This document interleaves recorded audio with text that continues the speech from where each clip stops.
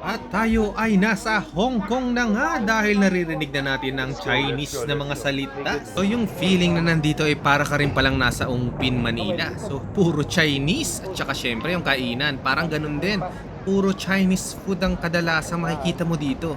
At ayun natupad ang kanyang kahilingan, paliguin sa swimming pool na may piano. Ay siya. Take a picture. Take a picture.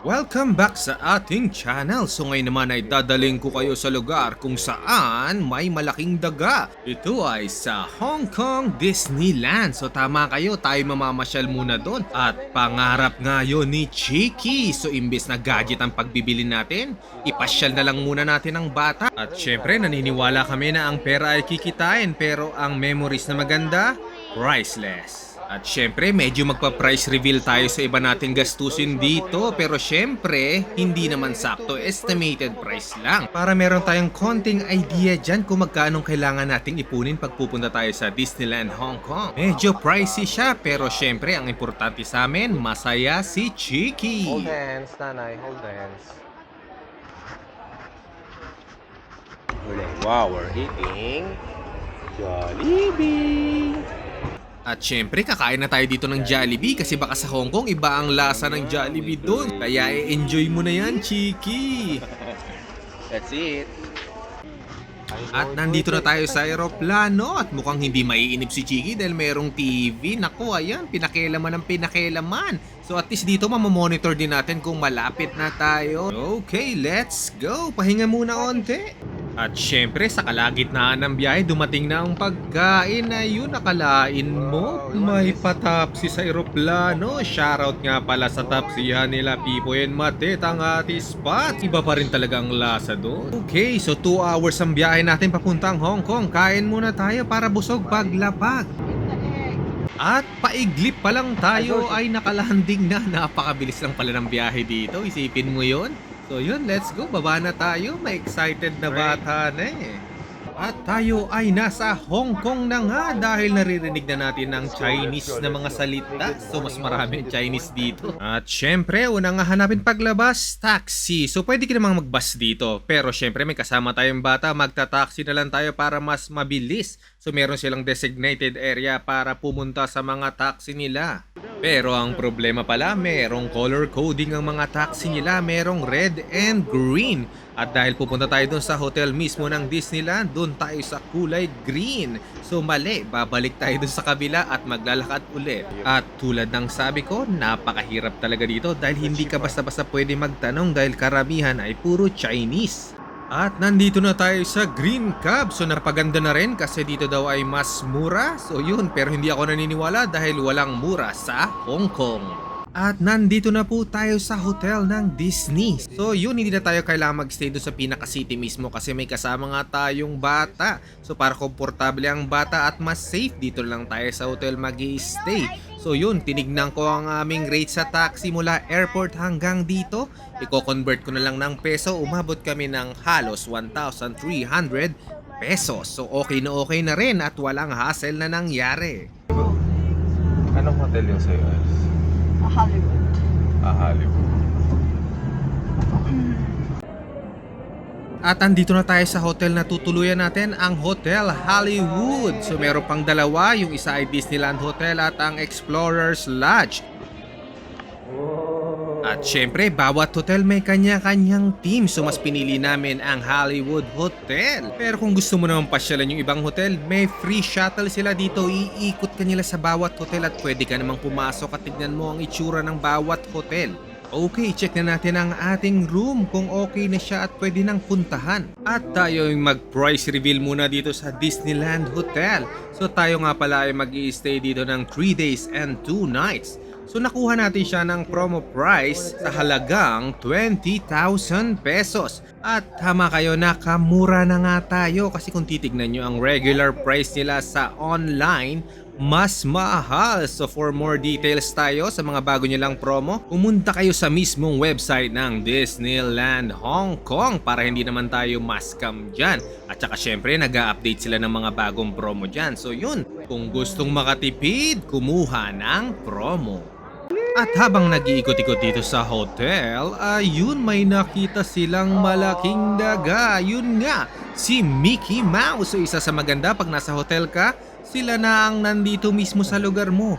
Hindi yung pupunta ka pa sa mismong Disneyland para magpa-picture. Okay na okay to, walang pila. So yun, let's go, pa-picture tayo. Ay, saya. Thank you.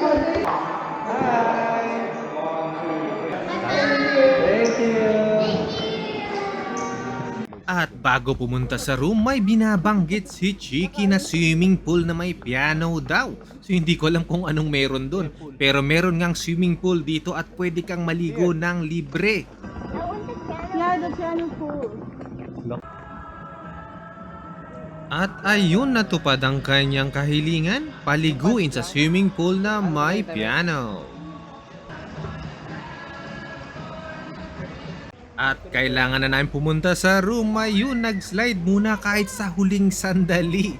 Okay, let's go, Chiki. Punta na tayo sa ating room nang makapagpahinga muna saglit. There's the bottom. Go! Saya! 3705. Trees. Okay. Very good. Where can we get them from? Whoa! Are you gonna bring it? At eto na yung pinaka-room nila, napaka-aliwalas, napakasarap at ang laki ng kama. Ayun, ang ganda pa ng kanilang carpet. Talaga namang makulay at saka pang bata. So tama-tama talaga ang pinili nating Hollywood Hotel. At syempre may bathtub dyan. Mukhang matutuwa yung bata mamayang gabi, maliligo ng magdamag. This is the room. Again? Okay, pahinga muna tayo konti at mamaya pupunta tayo sa kanilang night market dito sa Hong Kong. Mamimili muna tayo ng mga ibang pagkain at pasalubong para hindi sayang ang araw. At doon na rin tayo mag-dinner para mas makatipid dahil syempre mahal ang pagkain dito sa hotel. At eto na tayo, nakarating na tayo sa kanilang night market at syempre tulog si Chiki. Mukhang napagod kaka-swimming. Parang may bago sa night market Hindi tulad nung dating pumunta kami dito ni Asing, napakaraming tao. Buti naman ngayon, walang gaanong tao. So yun, mapapaganda ang ating paglalakad ngayong gabi. Pero sana makahanap muna tayo ng kakainan. So let's go! At marami pa rin palang tao, nasa kainan lang lahat. So kailangan lang nating mamili kung anong masarap kainan. So sana naman mas mura dito. So yung feeling na nandito ay para ka rin palang nasa Ongpin, Manila. So puro Chinese at saka syempre yung kainan parang ganun din. Puro Chinese food ang kadalasang makikita mo dito. At ang ending sa Peking duck at saka lechong Macau ang baksak namin. So yun, parehong-pareho din sa Ongpin, may makikita ka rin mga ganito. At di na namin kailangan maging choosy sa sobrang gutom. So kahit anong meron dito, kakainin na namin. So yun, let's go sa loob. Talaga namang napakaraming tao talaga sa kainan na to. Buti na lang may mesa sa likod. At konting price reveal tayo sa mga presyo ng pagkain dito. Sa ganito kasimpleng kainan, kailangan mo na mag-ready ng 350 pesos pataas. So depende yan kung gaano karami ang iyong orderin. At para mas makatipid ka, magbaon ka ng tubig dahil napakamahal ng tubig o drinks sila dito. Nagre-range ng 200 pataas yan. Alright, kain muna tayo. So mamaya mamimili tayo ng mga noodles dyan saka mga drinks bago bumalik sa hotel dahil pwede mong andalin sa hotel mo yun at doon mo kainin. At habang naglalakad, may nakita kaming parang mga fishball nila dito. Ayun, napakasarap nilang gumawa ng sauce. Syempre, magti-take out tayo. At sa ganito kasimpleng pagkain, nagre-range siya ng 180 pesos dahil ang 1 Hong Kong dollar dito ay 10 pesos sa atin. So yung 180 pesos mo ay 5 piraso lang. Pero dahil nga masarap, mukhang nakakabudol talaga tong pagkain na to. At syempre, di natin palalampasin ang siopaw sa Hong Kong. So ang price naman niya nasa 150 pesos lang. So napakamura, 3 piraso na yon. So dito medyo sold tayo sa price. At ang isang way para makatipid ka pag nasa hotel, mamili ka sa grocery o sa store nila sa labas. Ayun, medyo mura lang naman pero at least makakabawas sa gastos. Medyo ang bibili lang natin dito ay mga konting pa-noodles-noodles dyan pang safety pag nagutom. Pero hindi na tayo kailangan mamroblema sa tubig dahil libre ang tubig sa hotels. Pwede ka mag-request ng bottled water. Pero pag bibili ka dito, nagre-range yan ng 150 pesos kada bottle na maliit. So pag malaki, pataas din ang presyo. At ito ang matagal naming hinahanap na grocery. Ang pangalan ay Welcome. Hindi ko alam kung yun ang pangalan dahil yun lang ang English na sulat niya. Kaya pag pumunta kayo dito, huwag niyong kalimutang pumunta sa Welcome Store. Dito napakamura, hindi kayo magsisisi. Lalong-lalo yung mga noodles nila. At finally, natapos na ang aming pamimili. Ayun, isang box ng Nissan Cup noodles. So dito, masarap ang noodles. Legit na legit. So back to hotel na tayo. At ayun, nagising na ang ating alaga. Ayun nga, tulad ng sabi ko, pwede ka magpasok ng kung ano na dito sa hotel. So hindi sila ganun kahigpit. So makakatipid talaga tayo. At natapos na natin pakainin tong batang maliit na to. Medyo magkukulitan muna at matutulog na rin mamaya dahil bukas ay araw ng Disneyland. So hanggang dito na lang po muna ang ating part 1 video ng Hong Kong Disneyland Adventure natin. Thank you for watching. Please like and subscribe and hit the bell button para po ma-update pa tayo sa mga susunod nating video. Goodbye and God bless. Ciao!